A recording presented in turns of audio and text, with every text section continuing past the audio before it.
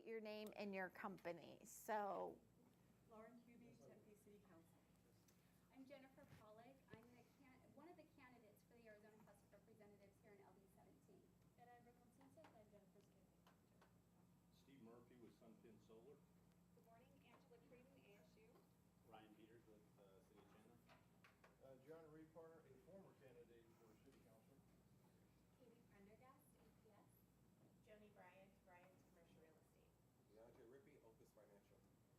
Laura Ellen with Keller Williams Realty, and also Government Affairs Committee for the Realtors, and no longer a candidate for Chandler City Council, and on the Chandler City Council. Terry Ferguson, Title 65, and co-chair of this, and board member.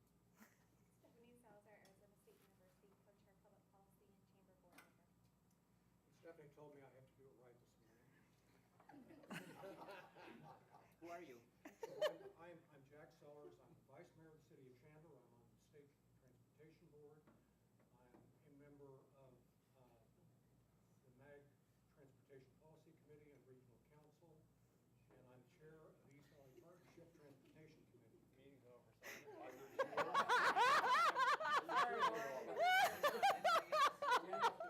Let's go back to Jack. you never know what my city council is going to do. You got to love it. We'd be done by now. I'm glad you followed directions. Council member. Here, back here. Thank you. Barbara Caravella, Chandler Chamber. Terry Rowe, Chandler City Council. And right here. Good morning, Desiree Noonan with the Express Employment Professionals. Good. Tracy Doran, Wrangler News. Dave Walczak, Combined Insurance. Good morning, Mike Brienza, Earnhardt Auto Centers, no bull. James, wow. No bull. Some will. Not a bunch of bull. James Christensen with KCA Association Manager. Megan Schmidt with Soho 60. Mark Stewart, candidate for Chandler City Council and owner of Concept to Completion. Garrick Taylor with the Arizona Chamber of Commerce and Industry. George Kimball, JP Morgan Chase. Michael Miller, Chandler Gilbert, ARC. Good. Well, thank you for being here. I'll turn it over to my two co-chairs, and they will go ahead and lead the discussion today. So thank you. Good morning, everyone, and welcome. I'd like to first start off with Councilmember Lauren Kuby. Lauren Kuby was voted to the Tempe City Council, her first elected office in August of 2014. Lauren is a 26-year resident of Tempe and a longtime community leader. Her passion is in bringing people together as a parent at Hudson Elementary School, fashioning the district's first site-based governance team at Hudson Elementary populations in her work with the Tempe Community Council and Tempe Leadership Class, and as a grassroots activist inspired by former Mayor and Congressman Harry Mitchell. In addition to volunteering with Tempe Cares and Tempe Neighbors, Helping Neighbors, she currently serves as an advisor for the Arizona Student Environmental Coalition and as a member of the Arizona State Council of the Humane Society of the United States. Lauren is a manager of community engagement for Arizona State University's Global Institute of Sustainability. She resides in central Tempe with her husband Mike. We're happy to have you here. Welcome, Lauren. Not to mention, oh, is this on? No, not on. You're on. Fine. Not to mention my obnoxious bull terrier who just destroyed my new sofa. But we won't go into that. So, I should say I'm here not as a council member, but as an individual. And but I'm so happy to be here and see my fellow East Valley colleagues. And special shout out to Rick, whom I serve on the Arizona Municipal Water Users Association board with. So thank you so much for being here. So yes, today I'm here to represent the Healthy Working Families Initiative, which now has a number. It's Prop 206, and it's been adjudicated in the courts, but it is officially on the November 8th ballot. Whoa, I'm sorry. Too much coffee. There we go. I'm sorry.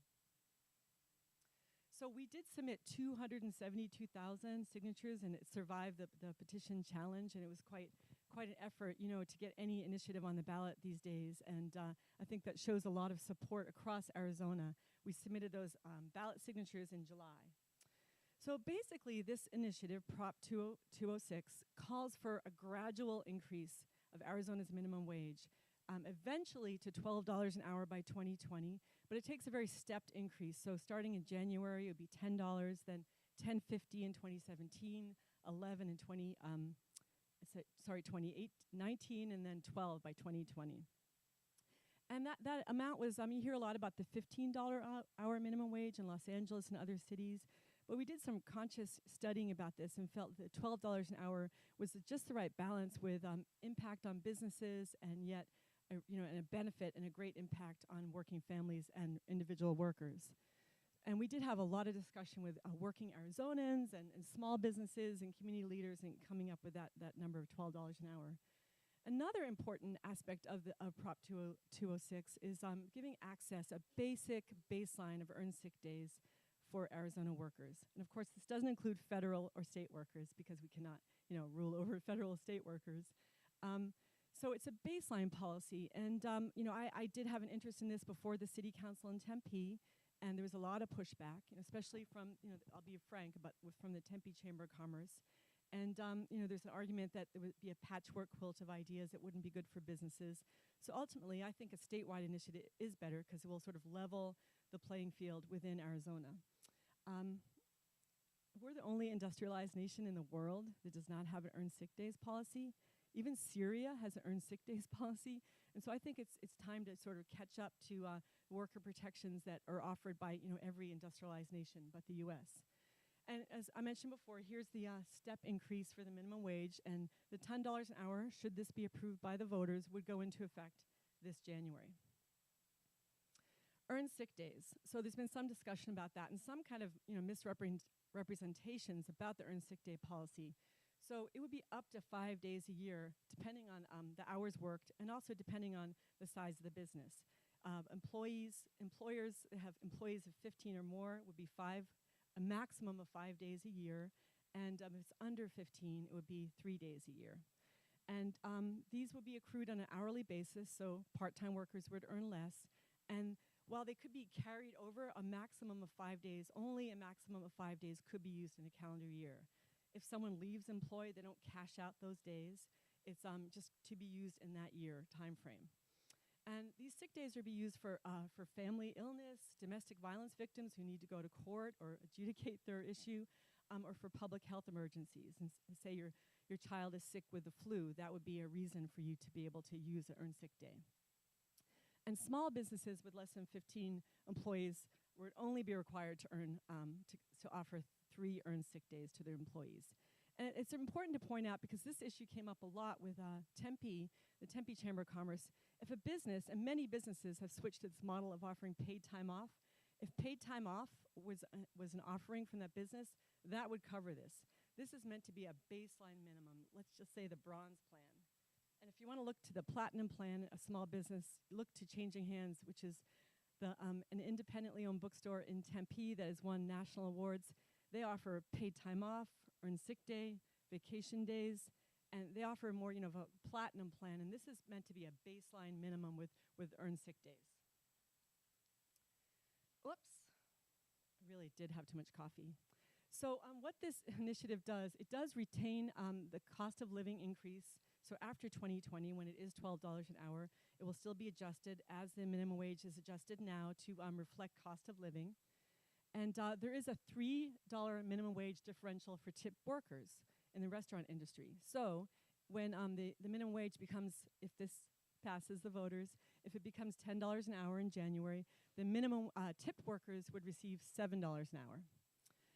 And it also serves to reaffirm that local control is an important factor here, and that cities are enabled to enact wage and benefit measures that follow the intent of this law. So currently, from 2006, we have a voter-protected initiative that says cities are explicitly authorized to regulate minimum wage and earn sick days or non-wage benefits as long as it affirms the intent of the law. So cities can't reduce, they can only increase.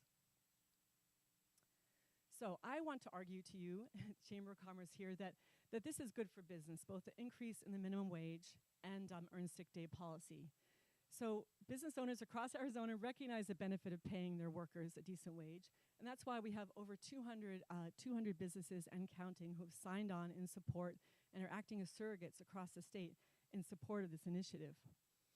And we see studies, academic studies, actuarial studies that show that minimum wages increases only at the state and local level boost incomes without a significant impact on job growth. You might hear today that now the minimum wage increase and earned sick day policy is going to kill jobs and it's going to result in a harmed economy. I would argue, and I think a lot of academic studies, Rutgers University is a very important study out, that this is not the case, that Armageddon doesn't happen, that this is good for business. And when you have higher wages and earned sick days, you have increased staff retention and employee performance. People feel more secure in their jobs, and there's less, going from job to job and less worry about your security, your financial security. And fundamentally, higher wages mean more income in your pocket. And generally, a minimum wage worker is not going to be stowing away that money in a, in a bank account or a securities account to earn, interest over a long period of time. That money, a minimum wage worker, they're going to be spending it, putting it right back into the economy, supporting restaurants where they maybe can't afford to go right now, and basically being able to be a stronger consumer. So the Arizona Republic and Morrison Institute and Cronkite did a news poll, and they did show that voters support raising the state's minimum wage by a 2-to-1 margin. So 61% support, 31% oppose, and 8% undecided. But ultimately, the real poll is on November 8th, right? And there was another poll that was done in July, and of the 15 states surveyed, Arizona was amongst the strongest supporters of earned sick days and minimum wage increase. 65% of voters supporting it. Here's some of the business supporters that we've signed on. As I mentioned, there's been 200 supporters that we've reached out to, and I won't go over the list to belabor the list, but it's a pretty sizable list and growing. And this is an important number I wanted to give you, that over 900,000 workers will be able to earn paid sick days if this initiative should pass. That's a great impact on the community. And nearly 800,000 workers will be positively affected by the Arizona minimum wage increase. There's often this thought, well, you're going to just benefit high school students, and this isn't really something that is going to help your average worker. Well, 88%, I believe, let me check my figures, 88% of minimum wage workers are over 20 years old. It's not like the old days where your kids working in McDonald's were the only minimum wage workers. There are many families across Arizona that depend on a minimum wage job to support their family. And 477,000 children in Arizona have parents who will be positively affected by raising the minimum wage. 404,000 women in Arizona will get a raise, and it's been academically proven that the minimum wage issues and earned sick day issues, women are disproportionately impacted by a lack of earned sick days. And service workers are disproportionately impacted by a lack of earned sick days. And so are minorities, Latinos and African Americans are disproportionately affected by the lack of earned sick days. So that's basically I'm not sure if I want to just take questions or if you want me to go on, but I'm happy to speak. Sure. Sure, that'd be great. Great. So ultimately, my sales pitch would be to say that this is the right side of history. I think we need to treat our workers a little bit better in Arizona. I think it's good for business. We have increased retention. We have happier workers. We have more stable families. And I like to make the argument too that when you have a low minimum wage and a wage that people cannot afford to support their family, they end up relying on public assistance. They end up relying on access.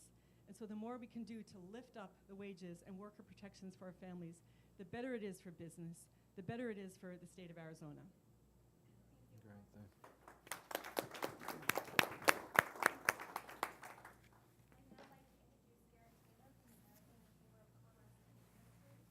Garrick Taylor is the Senior Vice President of Government Relations and Communications for the Arizona Chamber of Commerce and Industry, where he serves as the Chamber's lead advocate at all levels of government and the main liaison between the Chamber and the media. Garrick's previous experience includes serving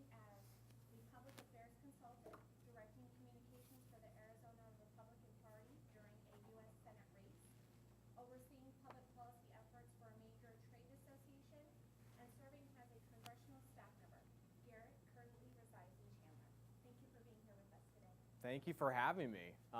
As a Chandler resident, you have to be extra nice to me. So I appreciate the invitation. Great to see so many council members here. You heard from Councilwoman Kuby. I appreciate her comments.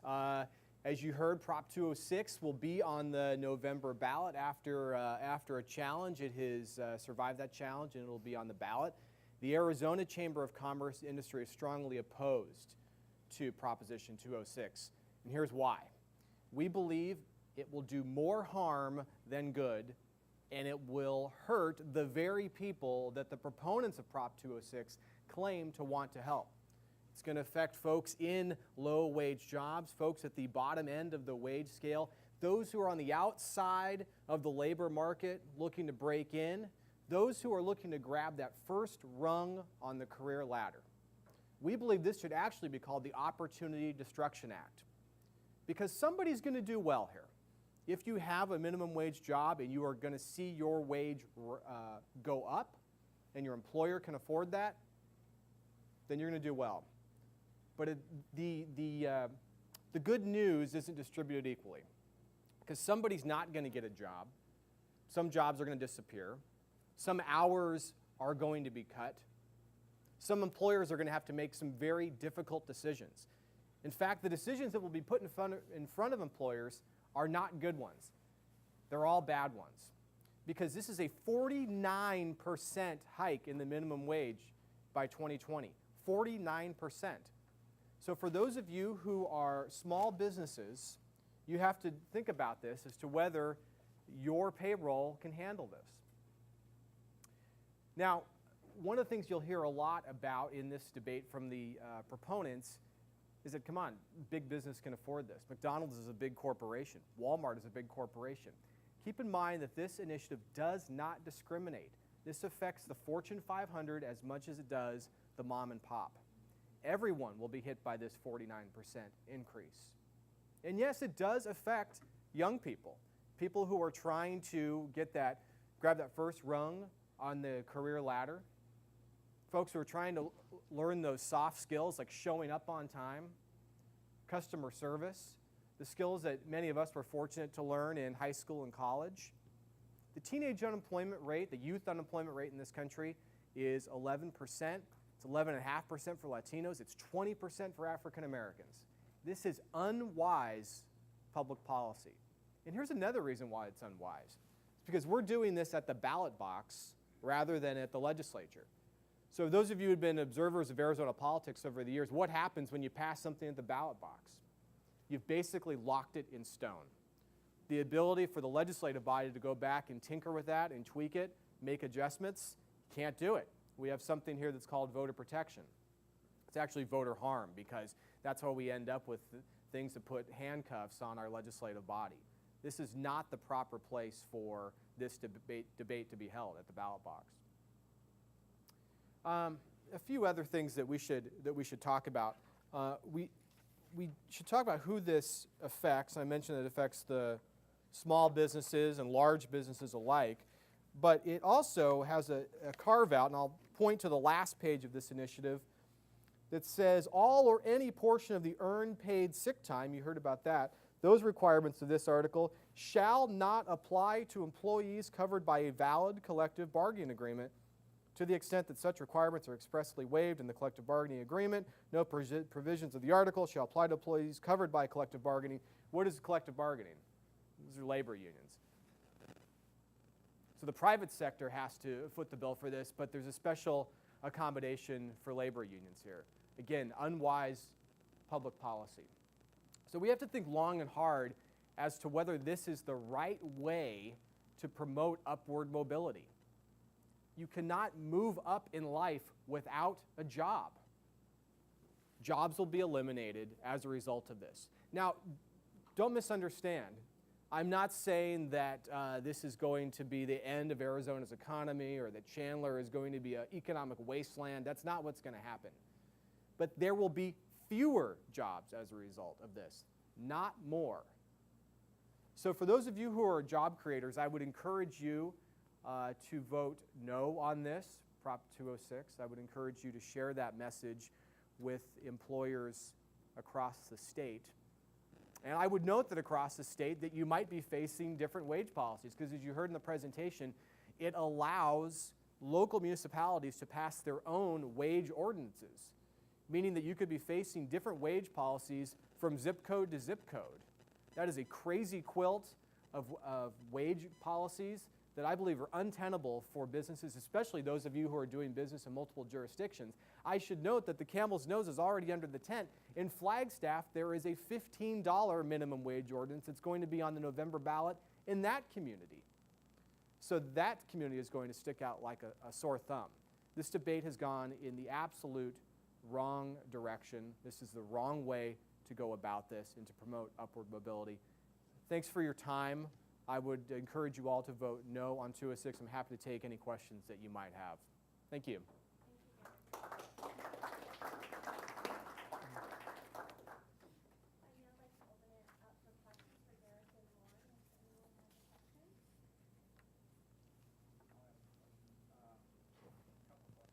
Collective bargaining that you talked about, you're saying it's like anything is under a bargaining group. Well, I'll let the councilwoman speak to that. That's in the language of the initiative. Yeah, so workers that are covered by a collective bargaining agreement are in a unique position, and they actually have the power that maybe a McDonald's worker and an ordinary restaurant worker wouldn't have to decide what their best package of benefits are. And so to restrict them is just antithetical to their interests, and they may want to switch out. Instead of the sick days, will have 5 cents or 20 cents more an hour, and that's their right. But they have somebody representing them who can go forward and talk to management and figure out what they want and what is best for the workers. Your average worker across the state of Arizona doesn't have that opportunity. You heard it, folks. That's the elitist message here, that an entry-level worker doesn't have the wherewithal to decide how much he or she ought to sell their labor on an hourly basis. You need the heavy hand of government to do that. You need a union boss to do that. Obviously, from the job creator community, we would disagree with that contention strongly, and we would also oppose using the initiative process to have a special carve-out for labor unions.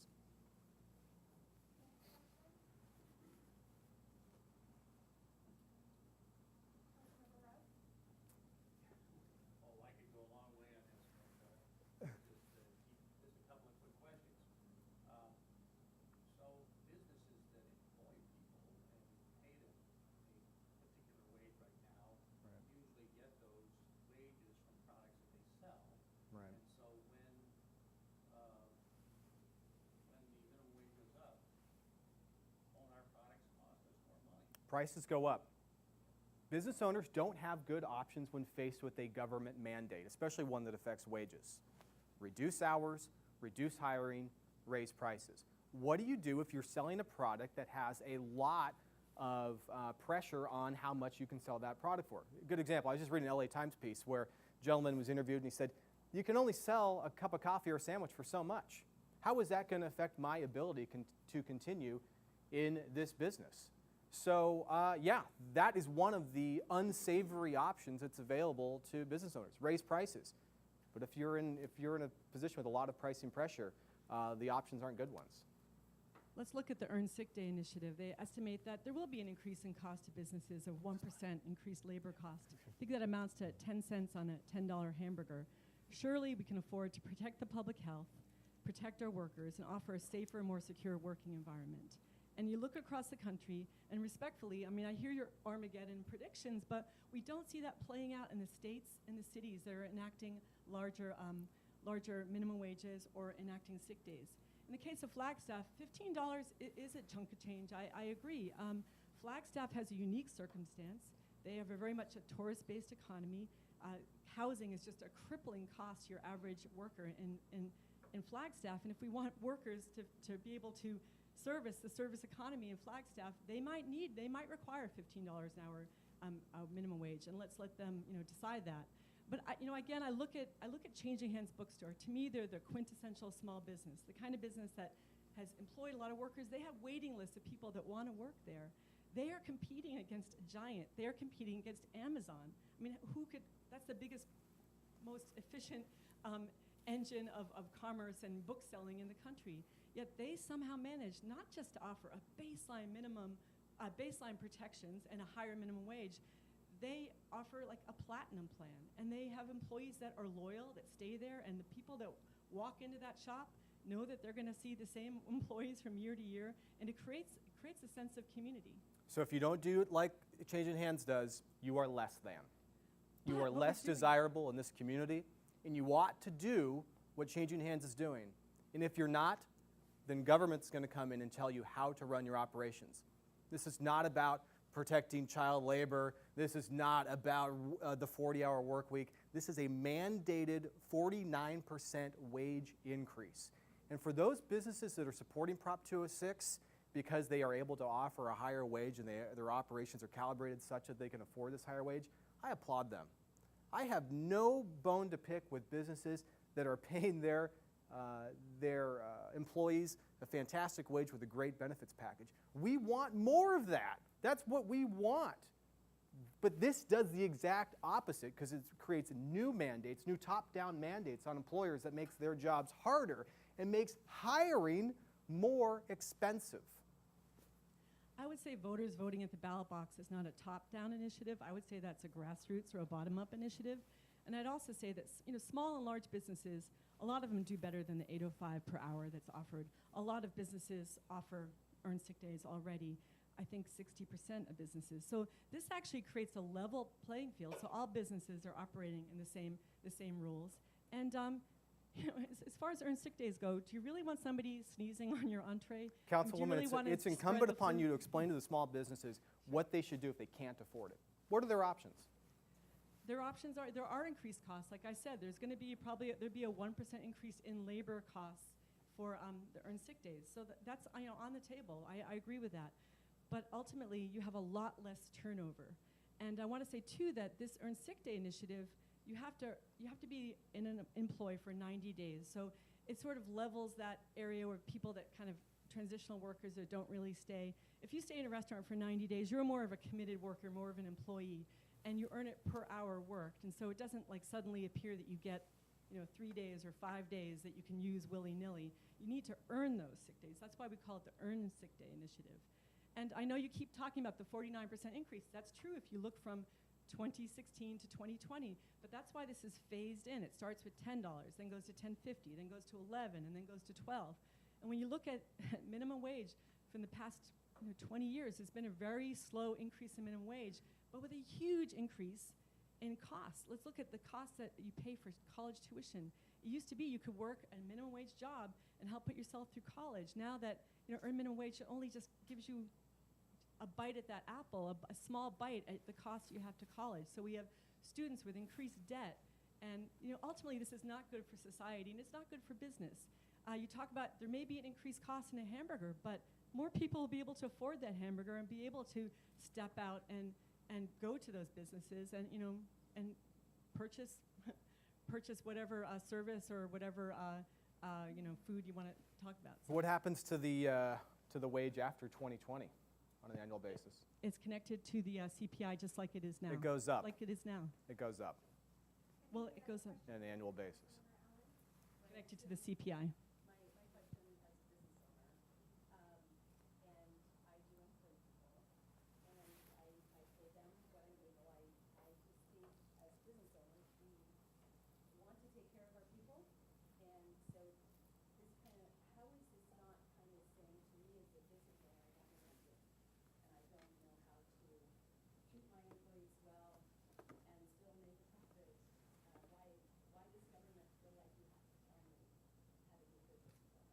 Well, I keep hearing that government's telling, but this is a voter initiative, and so the voters of Arizona are going to weigh in on this decision. So, I was very interested in Tempe, and because we have a unique university community, so I was very interested in looking how it would impact students and the city of Tempe's budget, and I really wanted to craft something that was sort of a model that other cities can look at. So that was taken away from us by the legislature. And now we have a voter-driven initiative that is, before you. And, ideally, I think it is best to go through city by city and kind of manage that process and look at best practices. So, I would just reject your assumption that this is a government mandate. We're probably going to be looking at it. Pardon? Right, but that's the voter protection process, which is enshrined in our Arizona Constitution and really sets us apart from a number of states. Another question is with saying about the support versus opposition, because most of the residents in Arizona are employees and are workers. So of course they're going to be more supportive. And I mean, there's hundreds of thousands of businesses, and there's only going to be 10 that support this. So with that, with more of those people being the workers and the supporting, and the businesses who employ them, how do you address that aspect? Can you clarify what the question is? Okay. Most residents in Arizona are employees, Yes. work for someone. Okay. And that might be that 60 whatever percent that support this initiative. And the business owners, the ones that it's going to affect in very much a way, are. So my question is, when you put that forward, that most people support it, is it not the workers versus the business owners? I think we're bigger than that and better than that. I think that there are a number of businesses that are supporting this because I think they see ultimately this is better for business, this is better for the consumer, and we need to have communities. And what's the building block of a community? It's a family, and families are insecure in their job roles and in their worker protections. And I'll talk about this young woman who came to speak to us before council, and she was a Tempe High student, and her little brother was sick. Her mother didn't have sick days. And so she had to stay home and take care of her brother for 2 weeks. He had a really bad case of the flu. She missed 2 weeks of school, 2 weeks of high school, and she was in her junior year, and that had impact on her grades. And eventually the teachers called and found out what was going on with her, and they were very concerned. And so my issue is that there's an impact. It's very small and subtle, but it builds to something that's greater. And when you don't have the security of, I know you're talking about minimum wage, but also earn sick days. When a family doesn't have the security of that, the security to stay home if they're sick or stay home and take care of a sick family member, that contributes to all of us. That hurts all of us. And there's been a recent study out that shows that earned sick days reduce the amount of transmission of flu in communities. That helps with costs, hospital costs, with public costs that we contribute to paying for emergency care for people who have to go to the hospital when there's a flu. So, that's why every industrialized nation in the world has earned sick day policy. And that's why, well, that was my point. It's like, that was my point. But that's my point. But I feel like we can do this. And I really reject the position. And I say that science rejects that position because if you look across the country, we don't see those results and those impacts that we hear. There's not this Armageddon situation. We see actually increased worker protection. We see increased productivity. There are cases, when we were looking at this in Tempe, we had businesses say, okay, if there's going to be 5 days, then every business needs to account and be able to put in their budget sheet that there's going to be 5 days used. But we know from the U.S. Bureau of Labor Statistics that 25% of all workers use 0 sick days a year. 50% use less than 4, and then 25% use more, of the 5 days, or they have more than 5 days. And so the evidence isn't there that somehow workers are going to take advantage of this and be greedy and call in when they're not sick, because ultimately when you're an employee, You already do call in sick. but no, I'm not naive about that, but ultimately, like when you're an employee and you're invested in the place you work, and you don't want to disappoint your fellow workers, you don't want to put a burden on your co-employees, so you end up, and I know this is the case of my daughter, you only call in sick when you absolutely have to. She works at a restaurant, and she does not want to go in sick and to spread disease and contagion when she's serving. She makes sure she finds someone who will take her place. And she told me if this policy became enacted, she would try and switch around her schedule, and she would save those sick days for if she broke a leg or something really major happened in her life, because she doesn't want to disappoint and put her employer in a bad position. There's always bad apples. There's always someone who's going to take advantage of it. But I think we need to look to the larger percentage, and it doesn't weigh out in the U.S. Bureau of Labor Statistics. 25% of workers don't use a single day, because there's a substantial part of the population that really feels committed to their employee. To their employer. George, I think you had a question? Quick question. I'm not sure I understood you correctly, but if I'm a business owner and I have a business in various cities, would I be paying my employees differently in each city, That's right. so that could create a real issue as an employer. Look, it's current law now that each community can set its own wage ordinance, but what's going to be on the ballot in November will not allow state preemption. Cities will continue to have the option to go it alone, and you'll already see that in Flagstaff on November's ballot. So we shall see if this snowball really starts to roll once this hits the ballot. John, I believe you had a question? Yeah, I do. I worked in the industry for a number of years. Got thousands of people working for me at different times over the years. I've seen people take advantage of the sick leave policy, and I've seen people who, as you say, never leave work because they're always worried and think that they've got to be there every single minute of every single day. But I'm wondering if there's any figures on the number of people in the workforce who are actually going to be affected by this, and I mean people that are hired at the minimum wage. My wife is a factory worker. When we came to Arizona, we're from California, where the benefits there are quite more. Came to work here, and I think the first job she applied for, she got something close to $10 an hour to start several years ago. And since that time, she's consistently been making $15, $16 an hour because she does good work. So this whole thing doesn't apply to anybody in that area, other than the sick leave thing, which is a little different issue. But how many people in the workforce, and what industries do they work in, are actually working at the minimum wage who are going to be affected by this? I can answer that. So this is the number that we have, 934,000 workers will be able to earn paid sick days, and almost 800,000 affected by the minimum wage. It is predominantly service workers. It is 70%, I think, service workers that will be impacted by this. In terms of numbers, I think 45% of Arizona workers do not have earned sick days. So there is a substantial impact that are going to be on populations and on families. Because I mentioned there's also children in Arizona who have parents who will be affected. As I mentioned, that Tempe high school student, I know politicians often use an anecdotal story to talk about the impacts, but that was a very powerful message that we got in Tempe City Council when that student came and talked about how would it impact her life and how she had a negative impact by having to stay home. My question is, what percentage of the workforce is being hired at the minimum wage? That's my issue, is those are the people. I can find out, but I don't know that number offhand. People actually hired at minimum wage. My wife is one who was never hired at minimum wage, for example, working in industry, working in companies as a machine operator. But John, I can find that out for you, but I know that. What kind of a number is But 88% are over 20 years old.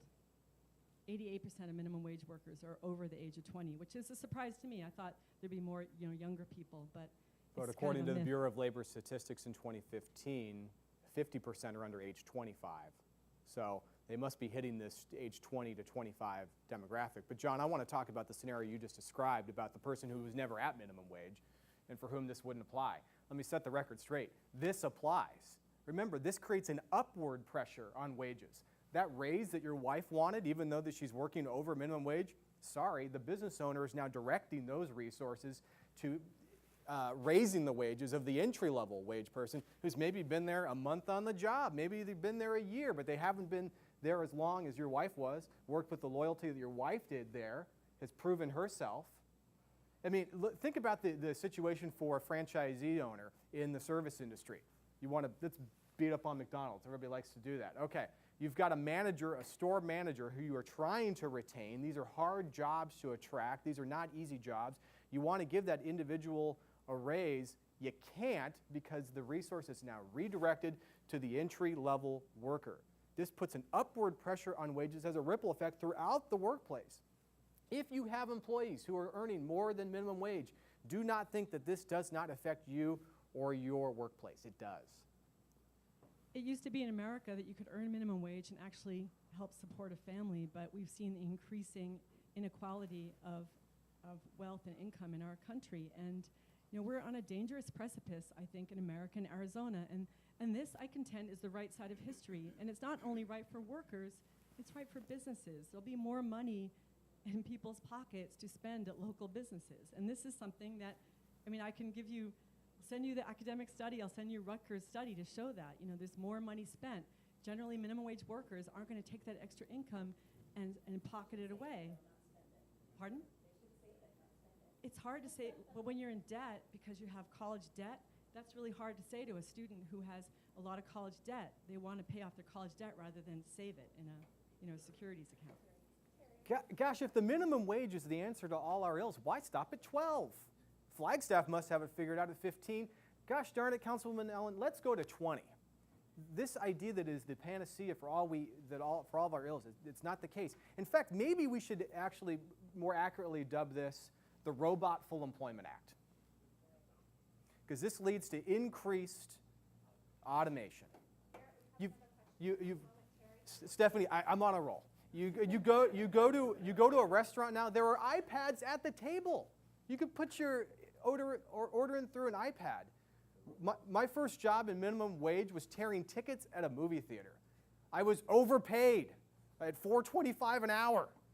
Certainly, you could have a barcode on it, scan it, get somebody into a movie theater. This accelerates automation and it eliminates jobs. All right, Stephanie, sorry. It increases productivity and increases retention. I do not know the answer to that. Anybody here?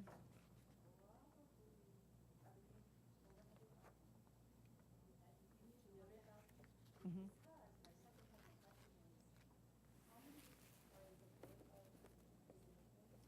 I'm not sure if they've polled all the businesses or have access to that list, but I know that in San Francisco they had it earned.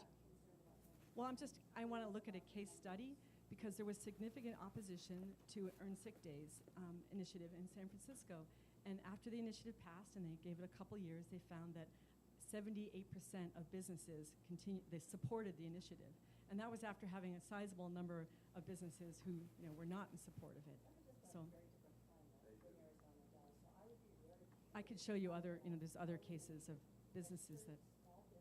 Mm-hmm.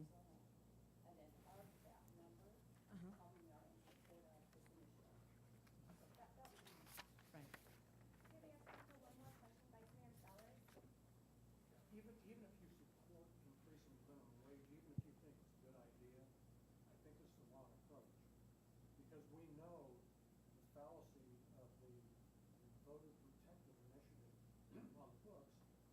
Every time we have an initiative, we find flaws. We find things that are wrong, need to get corrected, and it becomes almost impossible to correct them because of this voter protective initiative. So, even if you support it, I think it's the wrong approach. I wanted to have a sick day initiative for the city of Tempe, but the Chamber of Commerce came out very strongly against it, and they said we can't have this patchwork quilt of laws and regulations. And to me, I thought, yes, craft something, talk about seasonal workers, make it a longer time. You have to be there 5 months. I mean, we were very much willing to compromise. But frankly, the Chambers of Commerce came in there and put the line down and just said, you absolutely will not pass this initiative. And we relented. And this became a statewide initiative.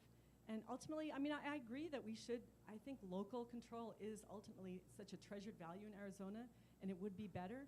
But this is what happens when you struggle and fight against this movement that is just, it's historically on the right side. It's historically on the right side of worker protection. And so you have people rise up and they try and pass an initiative that's statewide that is going to be harder to change and adjust. And I agree with you, but we need to protect workers. We need to offer a baseline protection. I've always had earned sick days in my life, and I challenge you. I don't know. Some of you are consultants and self-employed, but how many of you have no earned sick days right now? Does anybody here not have earned sick day? Are you a consultant, though? I'm talking about, if you have an employer. So it's very easy for us to sit here. I work at ASU, and I have a wonderful earned sick day. I think I have 1,000 hours that are. Yeah. I want to respond. Mm-hmm. I'll just respond. And this is not about minimum wage, but this is about the caricature of job creators as daddy warbucks who walk into a city council chamber and start throwing furniture around and making demands. Chambers of Commerce are job creators in your community. These are people who are they go from the front line all the way up to the executive suite. Councilwoman, they are your constituents. It was not the Chamber of Commerce who walked in and started manipulating council business. Those were your constituents who spoke up against bad policy that was going to harm Tempe, and if it were to hit Chandler, it would harm Chandler. So I would, just as a voice for chambers of commerce, I would just keep in mind who chambers really are. Thank you. I'm really glad you brought that up because there's a company called WIST, a business, they sell business supplies in Tempe. They've been in Tempe for 50 years. And then we have Staples. And Staples is a member of Chamber of Commerce. WIST is not. WIST offers earned sick days and a higher minimum wage. They feel like there's not a level playing field when they deal with Staples. Staples, I think only 67% of the workers in Staples have no earned sick day protection. So they feel like they want to retain their workers. They have a long-time community interest. Yet they feel like these big box stores are kind of pushing them out. And what happens is that employees in Staples have to go to the state government for access and for relief and for assistance. So there's that aspect of it too. Local businesses, I'm a big, strong supporter of Local First Arizona. And when I look at Changing Hands, they're one of our premier businesses. And they managed to offer a platinum plan. And what we're talking about here, it's not the platinum plan, it's not the gold plan, it's not the silver plan, it's the bronze plan. It's 3 paid sick days over the course of a year. And I'm sure all of you have had a day where you just cannot go to work for whatever reason. Maybe it's your child, maybe it's your 91-year-old mother who's dying, is a case that I'm facing right now. And I have the protection at ASU that I can go and take care of my mother. So all these worker protections, they ultimately increase retention, increase productivity, and they build community. They build community at the job site, and they build community in our cities and our state. I want to thank you both for being here with us today. Thank you.